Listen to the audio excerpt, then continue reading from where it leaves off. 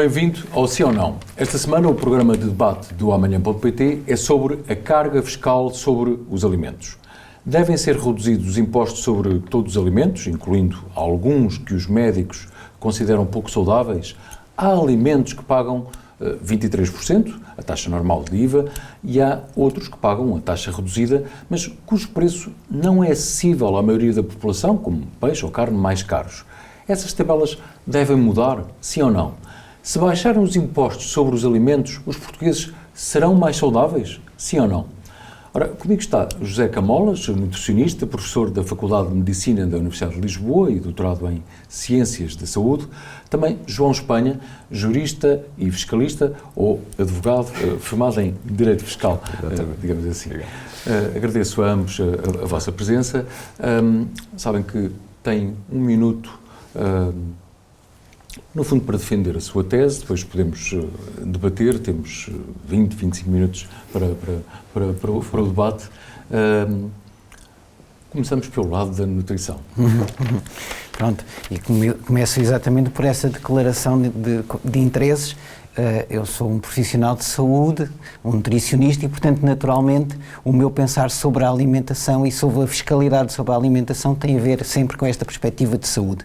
Nesse sentido, o que me parece é que, enfim, é um clichê dizer que a alimentação pode ser terapêutica, pode ser médica, mas ela é sobretudo preventiva e, portanto, quando nós verificamos, por exemplo, o impacto que a inflação teve no aumento dos preços e particularmente em alguns alimentos que são fundamentais para a saúde dos indivíduos, como é o caso da fruta e dos legumes.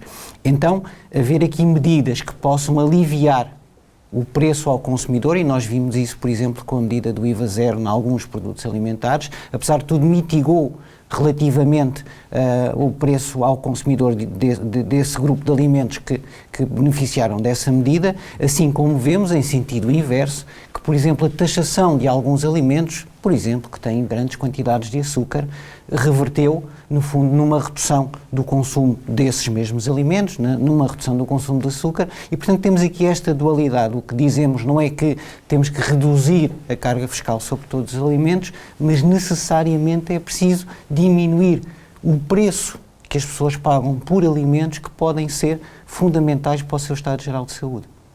E, portanto, claramente aí deveria haver, devia-se olhar para alguns alimentos que deveriam estar preferencialmente na taxa reduzida. Sim, definitivamente não pode ser uma política cega. Definitivamente não pode ser, diria eu, nivelar todos os alimentos pela mesma taxação ou pelo mesmo valor de IVA.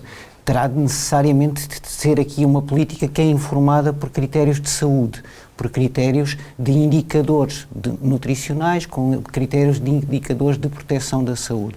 Isso definitivamente. Mas não é, enfim, é absolutamente inquestionável que se nós não tornarmos mais acessíveis os alimentos que são protetores da saúde, aquilo que as pessoas têm é que fazer uma gestão do seu orçamento e necessariamente vão decidir por aquilo que é mais barato e não necessariamente por aquilo que é mais saudável. Muito bem. João, bem, como repararam, portanto, abolimos aqui os tratamenes de professor, doutor, engenheiro, e as regras geralmente do debate. Esqueci-me de referir isso. Qual é a sua visão? A minha visão, pelo lado do não.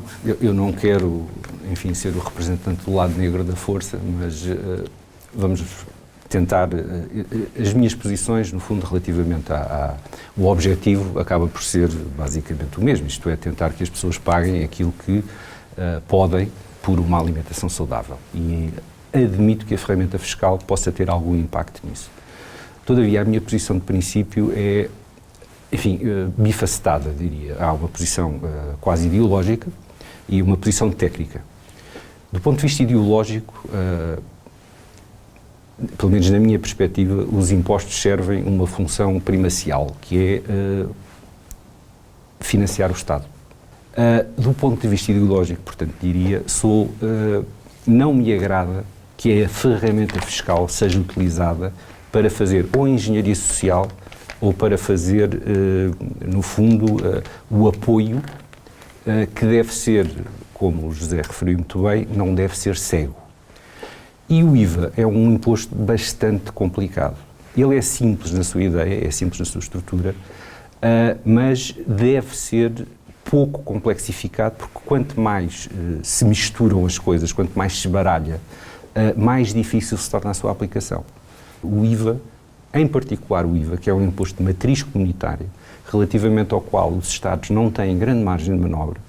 É verdade que os alimentos, em geral, fazem parte da lista de produtos aos quais é permitido aplicar uma taxa reduzida, mas, ao contrário do que defende o José, eu seria tudo ou nada, porque quanto mais se tenta, não direi esmiuçar, mas especificar taxas de IVA para determinadas categorias de alimentos, mais confusão se lança, mais se complexifica o sistema e, portanto, torna-se uma coisa muito difícil de gerir e que, a montante do consumidor, provoca grandes perturbações no mercado. E o IVA, nesse aspecto, pode ser um imposto muito pouco razoável para os comerciantes, porque basta um engano e os volumes são uma coisa absolutamente louca e pode fazer a diferença entre o sucesso económico ou a insolvência imediata. E isso não é algo com que se possa ou deva brincar. Só para terminar, ainda no ponto de vista técnico, o IVA é um imposto regressivo. Porquê? Porque pesa mais a quem menos tem. E, portanto, o que temos é que, normalmente, os alimentos, por toda a União Europeia, beneficiam de uma taxa reduzida ou mínima.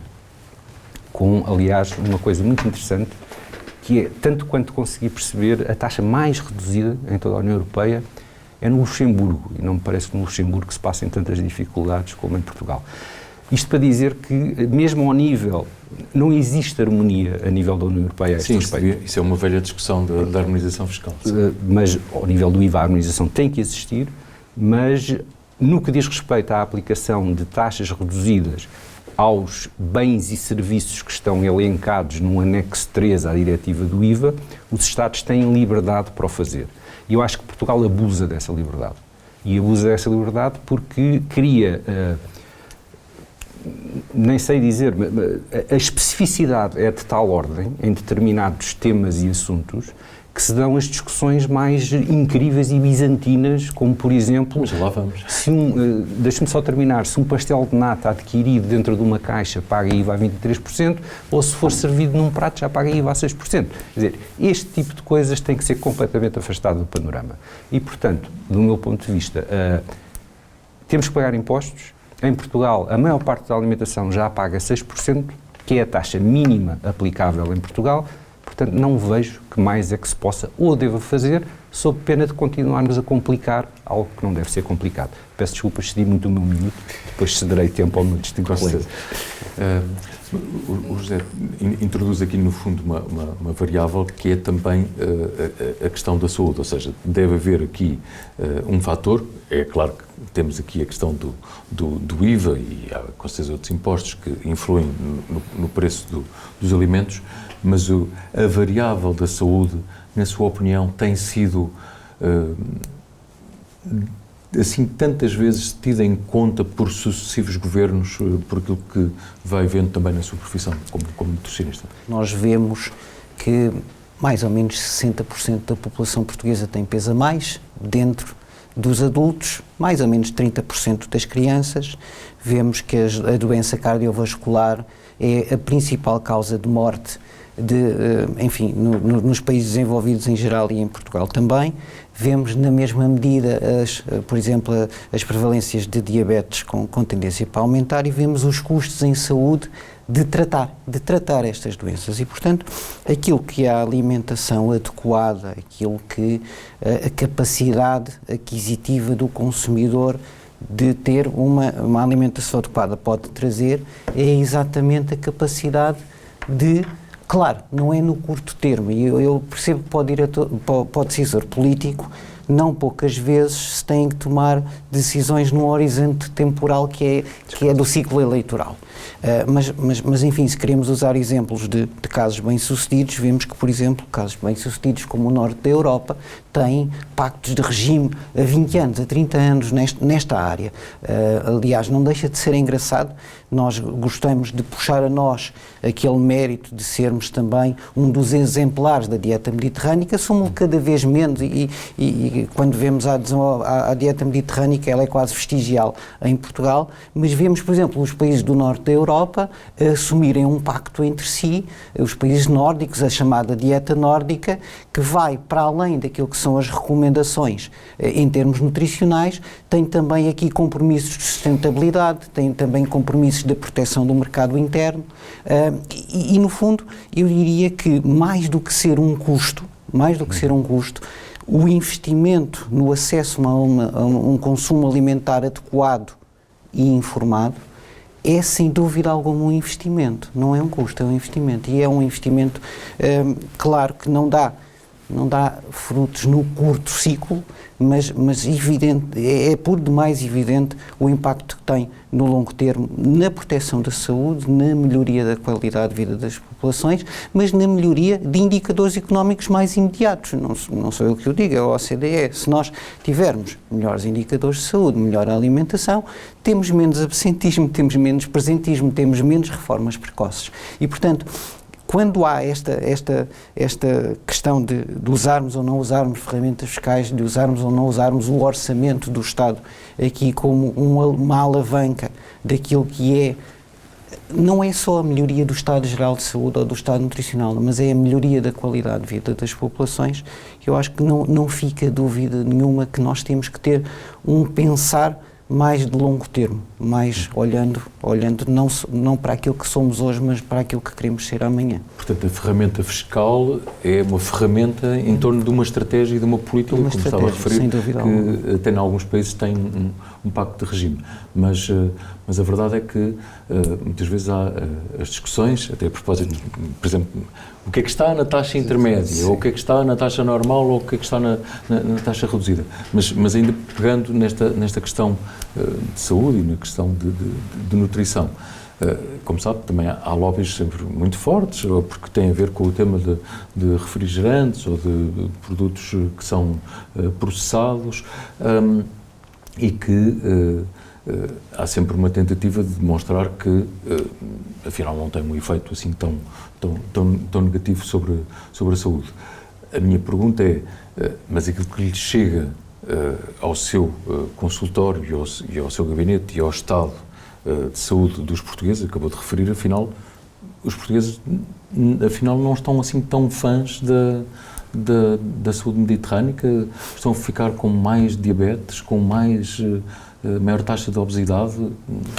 Sim, isso é preocupante. Falou aí da questão do lobby das grandes empresas. É preciso nós termos noção que algumas das empresas do setor alimentar têm capacidade de influência política, têm orçamentos que vão provavelmente para além dos orçamentos de alguns Estados e não deixa de ser curioso nós vermos grandes empresas do setor alimentar que são subejamente conhecidas no ponto mais recôndito da Amazónia, mas que continuam a investir milhares de milhões de euros em publicidade e não precisariam de o fazer, porque são subejamente conhecidas. Então, porquê é que o fazem? Fazem-no naturalmente porque, enfim, precisam de alavancar o seu negócio e repare, falávamos aqui de questões ideológicas, eu acho que é importante nós não irmos só atrás do preconceito ideológico e dizer tudo o que é transformado é mau, tudo o que não é transformado é bom, não é assim tão linear e não é tão fácil, mas há critérios de qualidade nutricional que existem, que estão identificados e que podem ser utilizados para tomadas de decisão. É claro que depois há áreas cinzentas, como dizia, e enfim, costuma dizer-se que o diabo está nos detalhes e é efetivamente às vezes no detalhe que se perde aqui a abrangência e quiçá até que às vezes se deixam cair iniciativas que são fundamentais. João Espanha, há pouco posso ter entendido mal, mas defendendo que tudo deveria ser revisto na questão fiscal, designadamente sobre estas matérias, Choca, por exemplo, a ver estas 3 taxas. Muitas vezes há ali a luta sobre... Sim. A taxa de intermédia, às vezes, é um instrumento político. É claro que sim.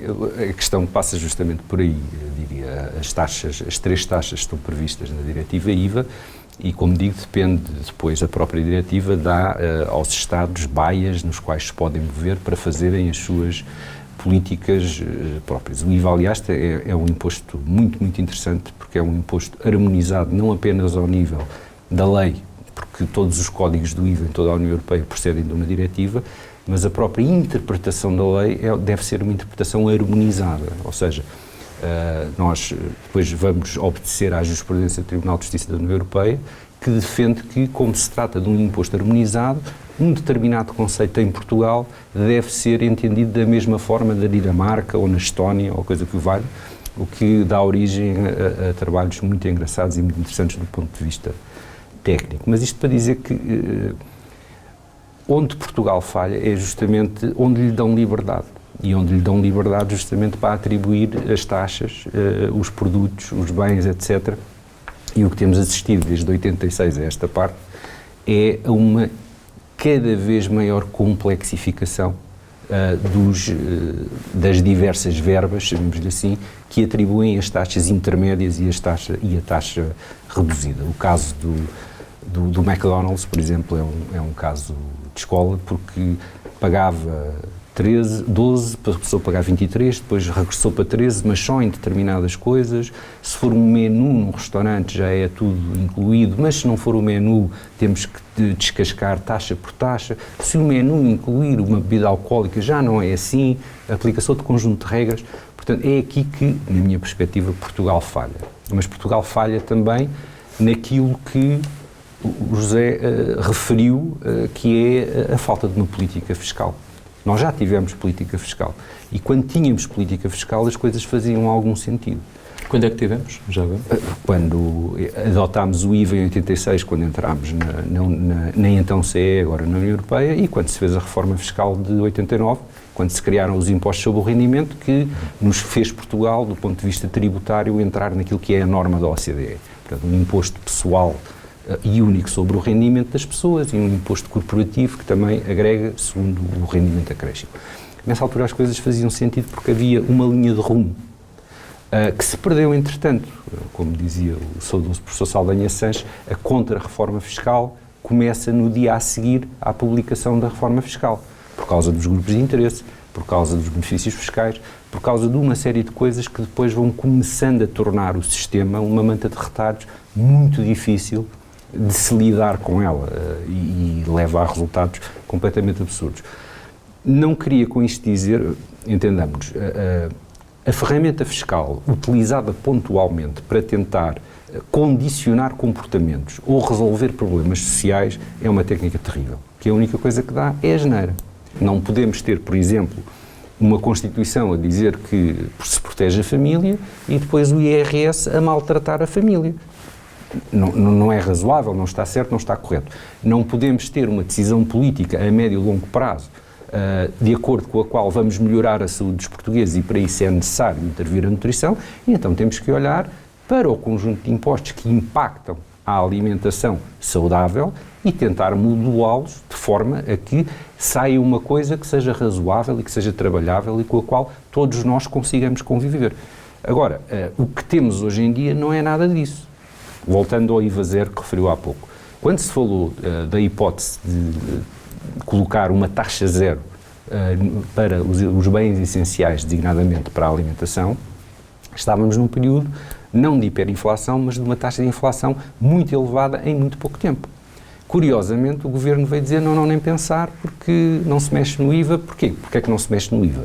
Porque o IVA é um imposto ótimo para cobrar. Ninguém foge ao IVA. O IVA é pago pelo consumidor final e na fatura para o consumidor final vai IVA. E, portanto, ele paga e isto para o Estado é magnífico. Aliás, o nosso... Ajuda às contas certas. Ajuda às contas certas. Aliás, as nossas receitas são, sobretudo, IVA e IRS sobre os pensionistas e os trabalhadores dependentes, porque é quem não pode fugir. Fugir não no sentido negativo do termo, isto é, claro. Obviamente as pessoas adoptam os seus comportamentos na tentativa de pagarem o mínimo de imposto possível. É a vida, não há nada a fazer. O IVA tem cobrança garantida, o IRS tem cobrança garantida e, portanto, são os dois grandes pilares da receita tributária em Portugal.